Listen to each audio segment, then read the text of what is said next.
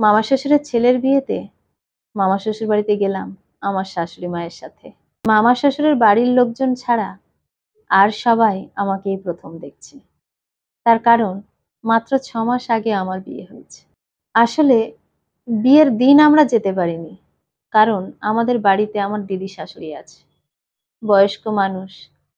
তাই তাকে রেখে ২-৩ দিন গিয়ে থাকার মতো পরিস্থিতি নেই আমাদের।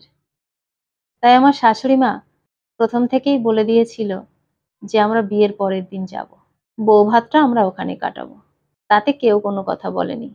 কারণ আমার মামা শ্বশুররা সবাই জানে যে আমার দিদি শাশুড়ি থাকে আমাদের কাছে। তাই তাকে দেখভাল করতে গিয়ে এইটুকু আমাদের করতেই হবে। ওখানে যাওয়ার পর ভীষণ আনন্দ পেলাম। কারণ এত সুন্দর একটা পরিবেশ আমার ভীষণ ভালো লেগেছে। অনেক মানুষ একসাথে জড়ো হয়েছে। এরকম অনুষ্ঠানে আমার ভীষণ ভালো লাগে যেতে। আমরা যাওয়ার পর নতুন বউ বাড়িতে এলো। আমার মামার শাশুড়ি আমাকে বলল, "বৌমা, শুনেছি তুমি নাকি খুব সুন্দর বরণ করতে পারো। আজকে তোমার এই দেওর এবং নতুন জাকে তুমিই বরণ করো।" কথাটা শুনে আমি একটু লজ্জা পেয়েছিলাম। কারণ আমি নিজেও একজন নতুন বউ। তাই সবার সামনে বরণ করতে একটু লজ্জাই পাচ্ছিলাম। তারপরে আমার শাশুড়ি মাও বলতে আমি বরণ করলাম। আমার বরণ দেখে সমস্ত আত্মীয়স্বজনরা ভীষণ প্রশংসা করতে লাগলো। তারপর সারাদিনটা বেশ আনন্দে কেটে গেল। পরের দিন বউভাতে খুব সাজলাম। নতুন বউয়ের পাশে আমাকে বসতে বলল আমার মামা শাশুড়ি। আমি বললাম, ননদরা তো বসে পাশে, আমি তো যা। সবাই মিলে বলল, না না, তুমি সাজগোজ করে এত সুন্দর লাগছে তোমার, তুমি নতুন বউয়ের পাশে বসলে আরো বেশি ভালো লাগবে। তখন আমি নতুন বউয়ের পাশে বসলাম। রাতে যখন এক এক করে দূর দূর থেকে আত্মীয় স্বজনরা আসতে শুরু করলো, তারা প্রত্যেকে আমাকে দেখে মুগ্ধ হয়ে গেল। সবাই আমার মামা শাশুড়িকে বলতে লাগলো, নতুন বউ কে, চেনাই তো যাচ্ছে না। তোমার বৌমার পাশে যে বসে আছে ওকেই তো মনে হচ্ছে গো নতুন বউ। আমার মামা শাশুড়ি প্রথম একটু হেসে দিল সকলের কথায়। কিন্তু আস্তে আস্তে যখন প্রত্যেকে বলতে শুরু করলো, তখন স্বাভাবিকভাবেই আমার মামা শাশুড়ির খুব রাগ হলো। তারপর নিজেই এসে আমাকে বলল, বৌমা একটু শোনো তো, বলেই আমাকে নামিয়ে নিয়ে এলো।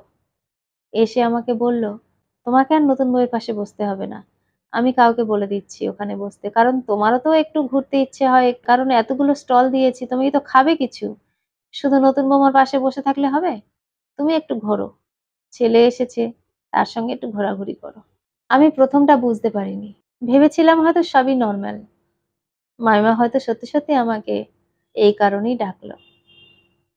তারপর আমি আমার স্বামীর সঙ্গে এখানে ওখানে ঘুরতে লাগলাম। তারপর আস্তে আস্তে কন্যাযাত্রীরা ঢুকতে লাগলো।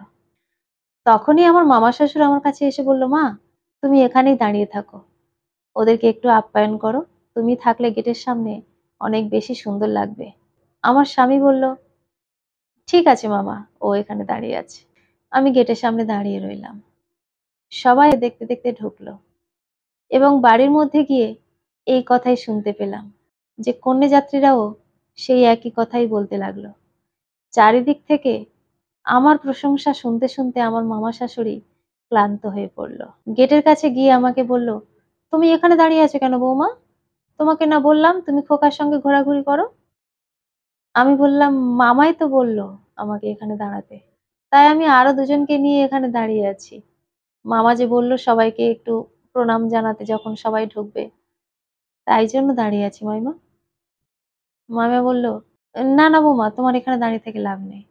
তুমি যাও একটু ঘোরাঘুরি করো। বিয়ের পরেই প্রথম বিয়ে বাড়ি, খোকার সঙ্গে একটু ঘোরাঘুরি করলে খোকারও তো ভালো লাগবে। আবারও সেখান থেকে চলে গেলাম। কিন্তু আমার স্বামীকে আমি খুঁজে পাচ্ছি না। সে তো আর আমার সঙ্গে গেটের সামনে দাঁড়িয়ে থাকবে না। তাই সে তার মতো ঘুরছিল। আমি আবার তাকে ফোন করে ডেকে নিলাম। তারপর আমার স্বামী আমাকে বলল, জানো তো কি হচ্ছে ভিতরে? আমি বললাম, কি হয়েছে? আমার স্বামী বলল, তুমি এত সুন্দর করে সেজেছো না? তুমি নতুন বৌমার পাশে বসেছিলে, সবাই তোমাকে প্রশংসা করছিল। সবাই বলছিল যে তোমাকেই তো নতুন বউ মনে হচ্ছে। সেই জন্য মামিমার একটু খারাপ লেগেছে। তাই নিয়ে একটা শোরগোল পড়ে গেছে। আমি বললাম, ও তাই? তাই জন্য মাইমা আমাকে নতুন বউয়ের কাছ থেকে নামিয়ে নিয়ে এলো? আর গেটের ধারে আমি গিয়ে দাঁড়িয়েছিলাম, মাইমা তো আমাকে গিয়ে ওখান থেকে চলে আসতে বলল। আমার স্বামী তো শুনে অবাক। বলল, তাই? গেটের ধার থেকেও তোমাকে চলে আসতে বলেছে? আমি বললাম, হ্যাঁ। তারপর দেখি দূরে একটা জায়গায় মামা, মামী এবং মা দাঁড়িয়ে আছে। কিছু একটা কথা হচ্ছে ওদের মধ্যে। আমরাও গেলাম আস্তে, আস্তে ওদের দিকে। ওদের দিকে যেতেই মা বলল, বৌমা তুমি আর যেও না ওদিকে। আমার বৌদির খুব সমস্যা হচ্ছে। তার নতুন বৌমাকে সবাই ছোট করছে। তুমি তার নতুন বৌমার কাছে ছিলে যখন, তখন সবাই তোমার প্রশংসা করছিল। তাই বৌদির খারাপ লাগছিল। আমার মামা শ্বশুর বলল, বৌমা তুমি এসব কথায় কান দিও না। যে সুন্দর তাকেই তো সুন্দর বলবে। এটা তো মেনে নিতে হবে। তুমি কজনের মুখ বন্ধ করবে? একজনের, দুজনের, তিনজনের মুখ বন্ধ করা যায়। তাই বলে কি এত মানুষের মুখ বন্ধ করা যায়? মামা বলল, আমার বৌমা সবে নতুন এসেছে, তার বউ ভাতের দিন। সে যদি এই কথা শোনে তার খারাপ লাগে না? তারপর আমার ছেলের, তার খারাপ লাগবে না শুনলে?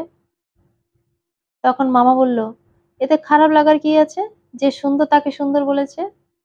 দুজনেই তো সেজেছে। আমার বৌমার থেকে আমার বোনের বৌমা না হয় খুব সুন্দরী দেখতে, তাই সকলে বলেছে। তো তাতে রাগ করার কি আছে? এসব নিয়ে মাথা ঘামিও না। এখন থেকে যদি এইসব নিয়ে মাথা ঘামাও, তাহলে নিজের বউয়ের সঙ্গে সংসার করতে পারবে না। দুদিন পরে এইসব ছোটখাটো বিষয় নিয়ে নিজের বৌমার সঙ্গে অশান্তি লাগাবে। তাই এখন থেকে বলছি, সাবধান হও। এই নিয়ে জলঘোলা করো না। সে আমাদের বাড়ি এসেছে নতুন। সেও একটা নতুন বৌমা। তুমি এরকম করলে তার খারাপ লাগে না? তুমি নিজেই দেখো না, এই বৌমাকে কেমন লাগছে? একেবারে পরীর মতো। সকলে নিশ্চয়ই মিথ্যে কথা বলছে না? তোমার নিজের চোখেই তুমি বলো না কেমন লাগছে। আমি বললাম, না না মামা, মাইমার খারাপ লাগারই কথা এটা। তার নতুন বৌমা সবে ঘরে এসেছে, আর তার সামনে যদি অন্য কাউকে প্রশংসা করা হয়, তখন স্বাভাবিকভাবে খারাপ লাগেই। মামিমা আমার দাড়িতে হাত দিয়ে বলল, না রে মা, আমি ভীষণ উত্তেজনায় ছিলাম, অন্ধ হয়েছিলাম যে আমার বৌমা সব থেকে সুন্দরী, কিন্তু তার থেকেও যে তুই সুন্দরী সেটা আমি মেনে নিতে পারিনি রে মা। তুই আমাকে ক্ষমা কর। তোর সঙ্গে আমি খুব খারাপ ব্যবহার করেছি। বৌমার পাশ থেকে তোকে নিয়ে চলে এসেছি, গেটের সামনে থেকে তোকে নিয়ে চলে এসেছি। আমি খুব অন্যায় করেছি রে মা, তুই আমাকে ক্ষমা কর। আমি বললাম, না না মাইমা, এরকম ভাবে বলবেন না। মামা বলল, যাক বুঝতে পেরেছো নিজের ভুলটা, চলো এবার ওখানে যাই, সবাই আমাদের খুঁজছে। বলে আমরা সবাই মিলে ভিতরে গেলাম। আমার শাশুড়ি মা আমার দুটো গালে হাত দিয়ে আমার কপালে একটা স্নেহ চুম্বন করে বলল, আমার বৌমা সত্যিই তো পরী। লোকে বলবে না কেন? এমন সুন্দর পরীর মতো মেয়েকে সুন্দরী তো বলবেই। তারপর ছেলেকে বলল, নে বৌমাকে নিয়ে একটু, এতগুলো স্টল হয়েছে, সব জায়গায় নিয়ে নিয়ে যা, কোনটা খেতে চায় দেখ। বলেই আমার শাশুড়ি মা অন্য জায়গায় গেল, আর আমরা আমাদের মতো ঘুরতে লাগলাম। কলমে ও কণ্ঠে, সোমা।